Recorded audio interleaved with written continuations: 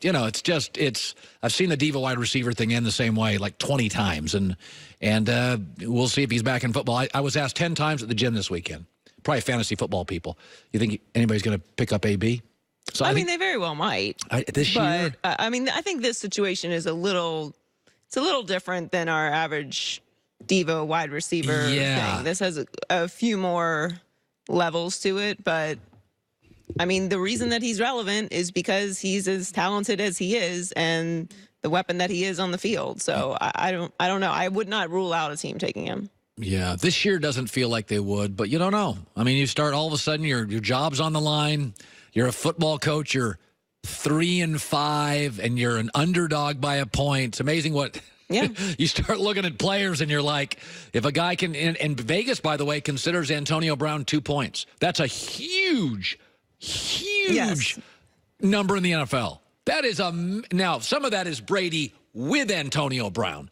I mean, I don't think Ryan Tannehill and AB would be worth 2 points, but so that's something. Also, Tony Gonzalez stops by this hour. Best for last, we have the 3-word game, and I have my favorite 3-word explanation in the history of the game.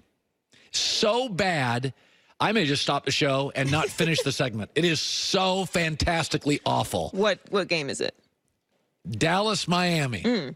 It is the greatest headline in the history of the show. I'm not even going to give it away. It is so bad that so many people, I will be mocked on the internet for months. And so it's bad. Like so we're going to laugh because it's cheesy. It's accurate, but it's cheesy. Okay. I'm no more giving it away. All right. So by the way, last night was wildly entertaining. Browns hosted the Rams. Biggest game in Cleveland in 20 years. Not all is lost for the Browns. I got to start with that. But I did think the Browns played exactly like I thought they would. They did. This morning is all about what I tell young broadcasters. Do your homework, have strong opinions, and don't worry how it lands. No reasonable person, no reasonable media person that I respect, and I'm not talking, like blog guy. I'm talking about people that do this for a living, have made a lot of money, 10, 20, 30 years. Thought the Browns were anything more than a potential wild card team that was fun but had all sorts of holes. And that's exactly what they are, and that's exactly what I predicted. And it wasn't like I'm patting myself on the back. This stuff was all predictable by Cleveland. We told you they're going to be great at wide receiver, very young, very fun. Check, they are. We said offensive line will be the weakness of the team, and we think it will limit what they can do in some of their passing routes, some of their passing game. Check. We told you John Dorsey hired Freddie Kitchens because he can control him. He would not have been hired as a coordinator for any other team. This, in a coaching league, is a mistake. He'll be over his head at least early. Check. We told you their schedule's brutal until about November 15th. And they'll probably lose a lot of early games, but they have a chance, if they stay healthy, to win a bunch of games late. The first part of that, check. And we also told you they're the youngest NFL team, the youngest NFL roster, so they're going to make mistakes, and they're going to lose games they should win, and that this is going to be a team that's going to make a lot of mistakes, but they'll be fun to watch. Check. They lead the NFL in penalty yards, tied for most in penalties. None of these were wild proclamations. None were great predictions. We told you individually that giving up your second-best offensive lineman to the New York Giants with a young quarterback for Olivier Vernon, who's got no sacks in 3 games and only a handful of tackles, was a big mistake. It has been. Olivier Vernon's not producing, and your offensive line is getting worked. We told you that John Dorsey, the reason he got run out of Kansas City, which has been better since he left, is because he was loud, too much ego, and tended to like flashy players and not to worry about character. What does Cleveland lack right now? Character. Penalties. No identity, wearing watches in the middle of games, guys looking for brand over performance. And a control freak, and Kansas City wouldn't give him control, and he wanted to control. John Dorsey did, so he hired a Freddie Kitchens, a position coach. We also told you that don't over-predict and make a target of yourself.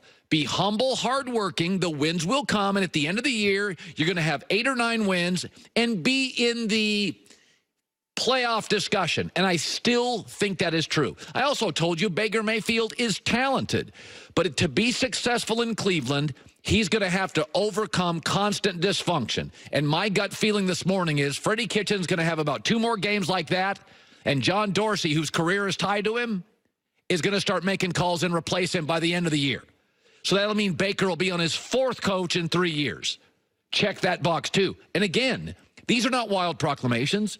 These are not great, I mean, out of the blue, where did you see it coming? Man, Colin, you know football predictions. Every reasonable person knew this. Plus, when LeBron left, it left a gaping hole in Cleveland for a new hero, and people have wrapped their arms around Baker Mayfield, but he's 5'11 and a half. You can actually make the argument he throws the ball better moving out of the pocket than in it because he can't see over the line, and he runs too much for me because I don't think he's a great athlete. He's 5'11 and a half. He was a 2-time walk-on. He's a good athlete. He's not special. He's Johnny Manziel. He's Tim Tebow. He's good. He's not Lamar. He's not Steve Young. You know, he's not Mahomes. He's not Kyler Murray. You know, he's not that kind of athlete, but he's a good athlete, certainly, you know, better than, you know, a handful of guys. But the reality is none of what is happening to Cleveland was hard to spot.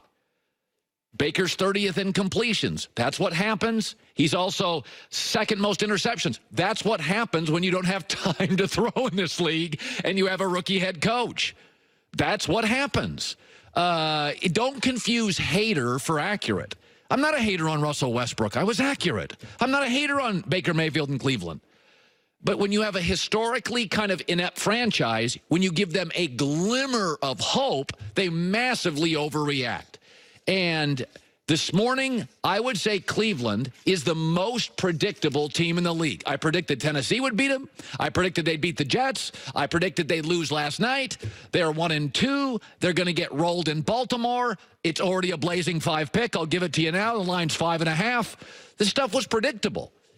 Don't confuse accuracy for hate. Let me shift to this. New York City's got Daniel Jones fever. Football's hard. It's really hard. Football practice is hard. OTAs are hard. You're wearing gear. It's hot. Yesterday was hard. You're in Tampa. You trail 12-3. You trail 28-10. But what Daniel Jones gave the Giants yesterday in that locker room, and this is really important, he gave them juice and he gave them hope. Even when they were down and Saquon Barkley got hurt, you could sense from the defensive effort, you could sense from the receivers, you could sense from the effort, the Giants thought they were in the game. You're down to Tampa 28-10 with Eli. You've seen this for 3 years. There's no juice in the locker room. There's no juice on the field. You're down 12-3 early with Eli. There were 2 plays in that game, and Daniel Jones and Eli are very similar players. Size, the way they look in a uniform, they throw the ball the same way. They even have a connection to David Cutcliffe, who was Eli's coach at Ole Miss and was Daniel's coach at Duke. I mean, they're all sorts of similar. Here's where they're not. Feet. So Daniel Jones, this was a big 3rd down, gets into a situation. They're trailing 12-3. And this is one of these moments in a football game where Daniel Jones scrambles outside. Look at him here. Eli can't make this play. And this ended up being a huge, huge momentum turner. 1st and goal at the 8 to Saquon Barkley. Eli simply can't make that play. And that play is forgotten by the end of the night. It's forgotten. That's juice. That's hope. That's, in a sport that's hard, that's the kind of play that guys go, we're back in it. Because that 12-3 trailing right there, that could be game over. You're praying for a 42-yard field goal. And then there was a play after this later in the game. Now, Eli probably gets a field goal on this drive. But Daniel Jones got a touchdown on a zone read. Now, watch this. Again, how many times have the New York Giants last 3 years had the ball there and settled for a field goal? Eli can't make that play. You get 4 more points than Eli. I'm not knocking Eli. But these guys have a lot of similarities. But when you have an average offensive line or a bad offensive line, Arizona, New York Giants, you know what you need? You need juice. You need legs. You need mobility. You need hope. And that's what I saw with New York yesterday. That 28-10 with Eli, you're done. Guys don't play as hard. They don't run the routes as crisp. They don't block as hard for the extra second. Because in Tampa, it's 90 degrees. You're trailing. You've lived this life. You don't feel you have juice. But all those Giants players have been on that practice field. They've been in these OTAs with Daniel, and they've seen how he can run. They've seen how he can run. I remember years ago, players tell me that about Michael Vick. They're like, you could be down with Michael, but he was just crazy. And Michael would peel off a run, and you're like, okay, we're right back in the game. With Eli, there were these games where you fell behind, and you knew we're just going to settle for field goals. And that's what Daniel Jones gives you, is when you're average offensive line and you're not a complete team and you're rebuilding. Kyler Murray's doing this to Arizona. And they lost yesterday, but Kyler Murray did this to Arizona.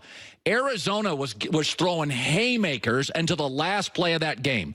Football is hard. You need juice, especially when you're rebuilding, when your offensive line is bad. And most of these plays you will forget about. Everybody in New York's talking about the missed field goal by the Tampa Bay kicker. It's those two plays that kept drives alive and got you a 7 instead of a 3 that are going to keep the Giants playing hard, trailing on the road, inclement weather, hot as you know what,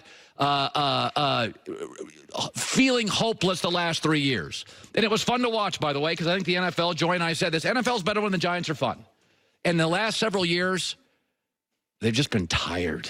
They're just not fun. And they get down early, and you're just like, unless you live in New York, you just turn the TV off. You're like, okay, they're down 12-3 early. Seacrest out. Oh, they're down 28-10. This is ugly. I never, ever felt that yesterday. Giants have their quarterback. All sorts of young guys. Kyler Murray, again, threw some haymakers for Arizona, made some mistakes. He's very interesting.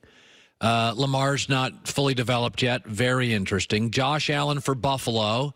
We're watching all these guys. Sam Darnold's got mono, but he comes back in a couple of weeks. You know, the guy that we're getting a ton of looks at is Baker Mayfield, because Cleveland now is so prominent. We're getting a ton of Baker Mayfield.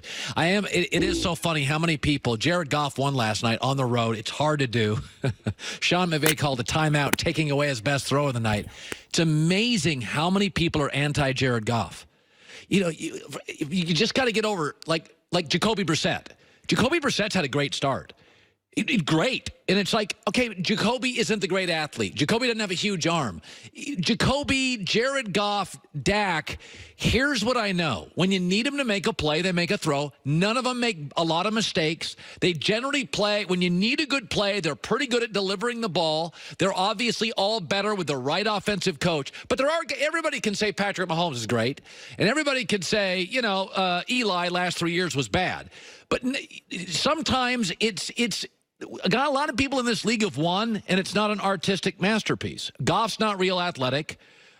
He's not. Jacoby Brissett isn't great at anything, and Dak has a weird throwing motion. Like, listen, all I know is Jared Goff last night, when they needed big throws, he made them.